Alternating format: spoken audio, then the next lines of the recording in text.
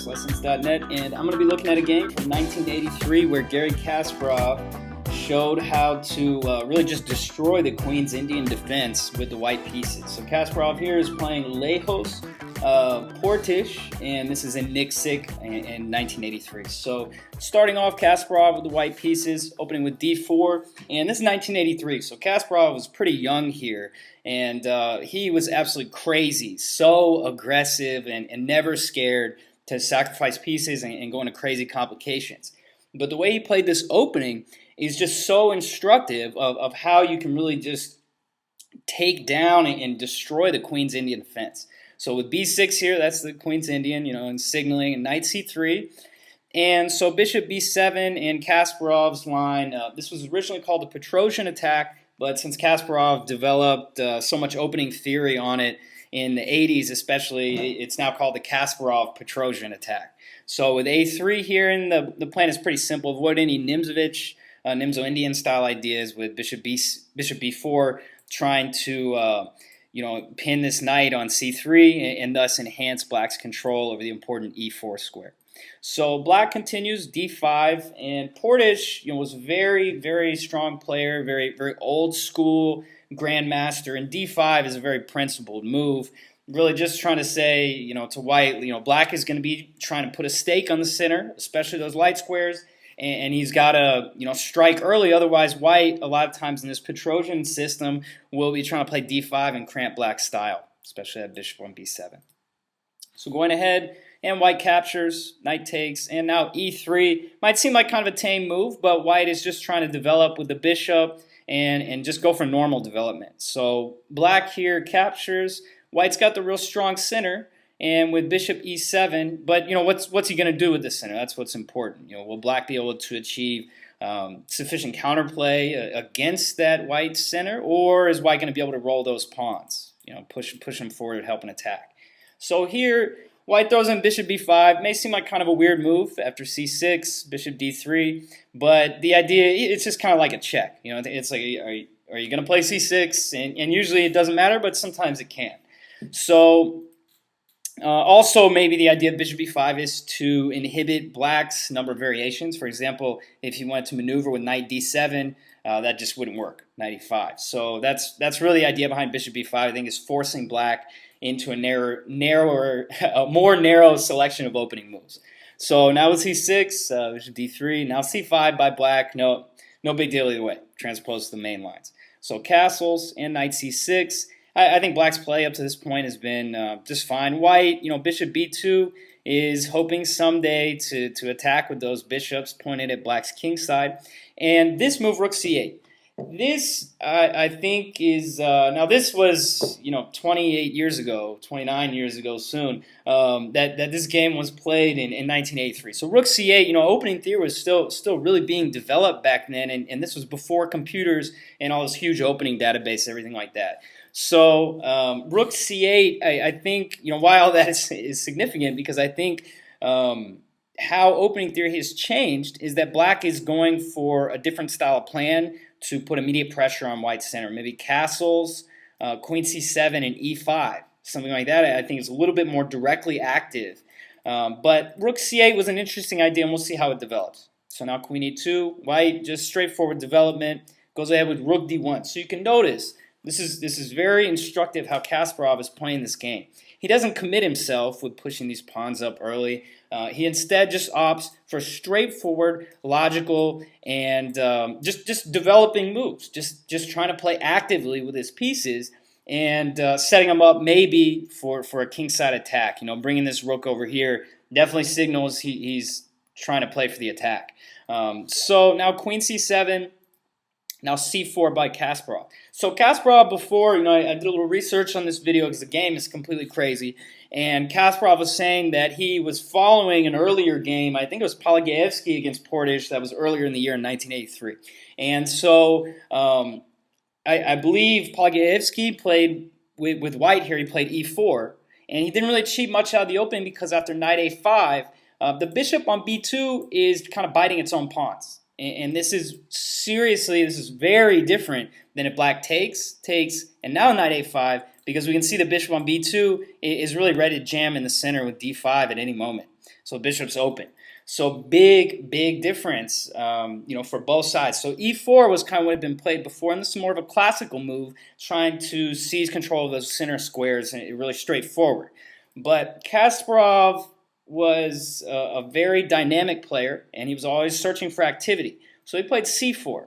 And what this move did was it's obviously opening up this bishop, and maybe this guy's ready to jam on the king side as well.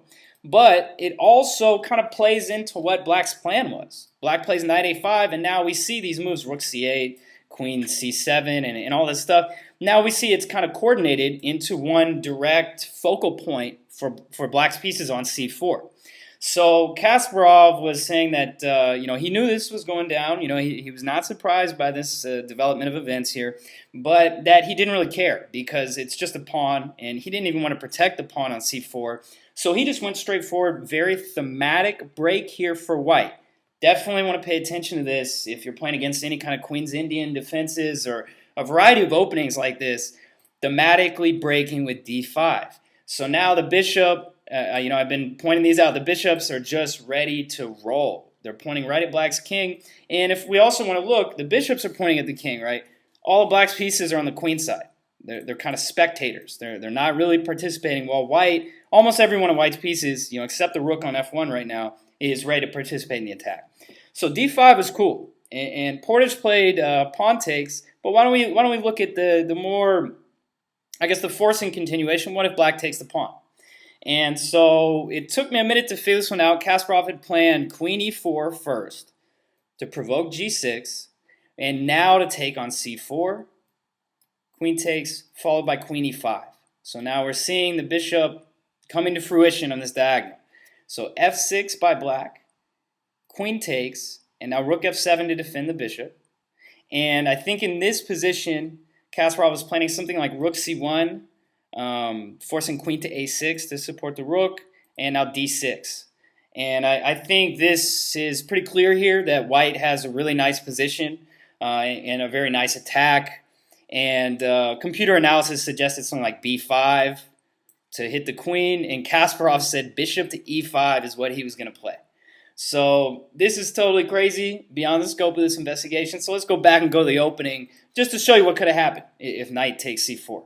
So instead, I think Portisch here with the Black pieces, he probably just looked at this and saw this far and just said, screw it, this is not worth it. so instead, he played a very principled move, and he captured the pawn on d5, and he played bishop takes d5. So if Black can trade some pieces here, and the center has already been neutralized, if he can just get this rook into the game, maybe bring this knight back towards the center, Black's going to be doing just fine.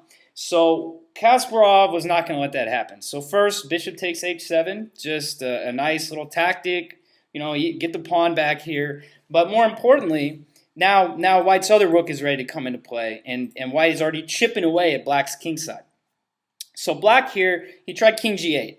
And there was a couple of other ideas, but I think they just, the idea behind king g8 is very simple. If, let's say queen c2, Black is trying to trade pieces. He's getting attacked. It makes a lot of sense. This wouldn't really do anything for White. No point in doing that. I think White's idea was queen e5, hitting this, hitting that g7 pawn. Obviously, the queen can't go back. White's just going to take the bishop. And queen e5, if bishop f6, it's queen h5 check. And I don't think we really need to look further. I think Black's king side is just so damaged here that, come on. Probably rook here. And there's just so many moves for White. Just the attack is too easy. So going back a little bit. So this is why Portisch here decided to play king g8, because he didn't want to get messed up in any of that. And the difference is, compared to this line, is that after bishop f6, there would be no queen h5 check. So that's the difference between king g8. That's the idea. So not a bad idea, but Kasparov is, he just sacks the other bishop. He said in his commentary following the game, he said that he was trying to figure out some ways rook h5 is like just too slow. Maybe queen c2 and eyeing, it's defending h7 as well on that diagonal. It's just too slow. He went to bring the knight to e5. He felt it was a very important, critical square in the game. It would be controlling a lot of squares from e5. But on the downside, the knight on e5 is going to be limiting white's bishop on b2. So Kasparov rationalized this, and he just said, you know what, I'm going to go ahead and sack the bishop and then play knight to e5. And now, the bishop on b2 was sacrificed, but he was saying it was almost like an equal trade for an equally important, pawn on g7. So white has succeeded in sacrificing a piece for one pawn here, but he has a very dangerous attack. Black, still a lot of pieces on the queen side. So black plays rook f8, trying to get his king out of there. Now queen g4, and now queen f5. So just a nice move. You don't need to defend the rook when you can threaten mate. So in this position, black played f6.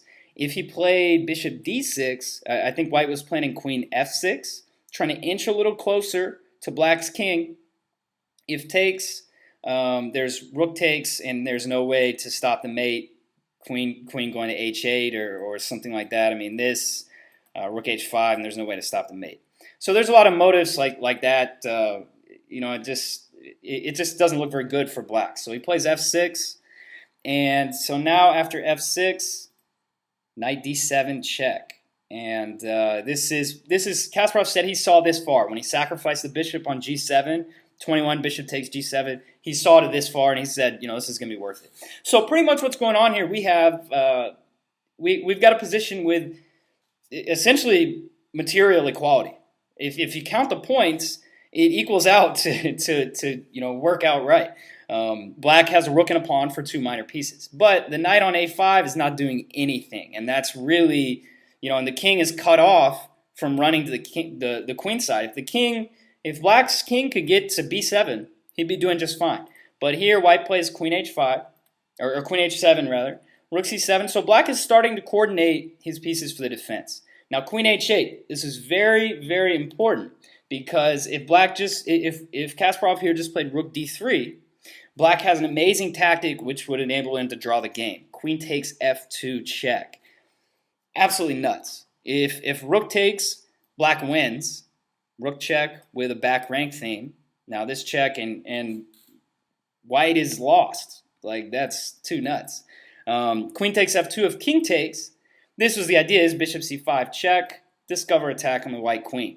So that would be an unpleasant surprise after such a nice game. So instead, Kasparov just says, no worries, I'm going to take my time in the attack to finish it right. Queen h8 check first, and now rook d3, as there's no longer going to be a discovered attack on the white queen on h7. So now knight c4 definitely makes sense. Get the knight into the game finally. Rook d1 by Kasparov, get his last piece developed and coordinated, and very importantly, cutting off the d file. So here Portisch played knight e5. And this is maybe, Kasparov is saying this is where he kind of went wrong. I mean, he's been playing a great defense. Very difficult to continue making the best defensive move, especially against somebody attacking like Kasparov. So Kasparov is also saying later that maybe bishop d6 here was a good defensive try, and that it was critical for black to try to get his king over to the queen side where it would be safe and have some pawn cover, and also all the pieces are there too. So bishop d6 was recommended, or knight d6 for black. Knight e5, I mean, it seems okay, but it goes down concretely here to queen h7 check. So this king f8, this is mate. Okay, so you cross that one out. And if here, kind of the same thing. White's rooks invade. So this pretty much forces king e6. Now check. Obviously knight f7, probably just rook e1 check, and it seems like black is getting mated. It's not going to work out very well. So instead he plays king f5. Now g4. So pretty straightforward tactical sequence. Same thing here. Knight takes. White's got anything. Rook d5, rook f3, you name it. So king f4, rook d4 check. All makes sense here. And here's the point. Kasparov plays queen b3, and black is toast. It's pretty much mate in two here. No way to defend. If queen c3, queen d5, and what a nice mate.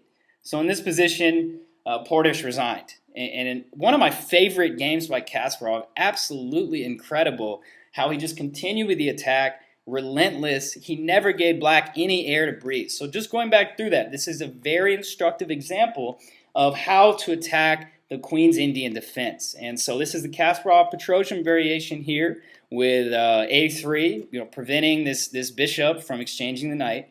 And here, just normal stuff, nothing too crazy. Both sides developing. White throws in the check, not so critical, but good to know why. Knight c6, all this makes sense. Rook c8 I think was too slow. I think better for black was maybe queen c7 or directly castling, and the idea would be to play e5 and really put some pressure on white's center. But rook c8, different style of plan. And here Kasparov was c4 and d5, the very thematic break. You want to remember that, and the rest is history. Kasparov, gets the attack and finishes in incredible fashion. So this is Will Stewart from OnlineChessLessons.net, and thanks for tuning in.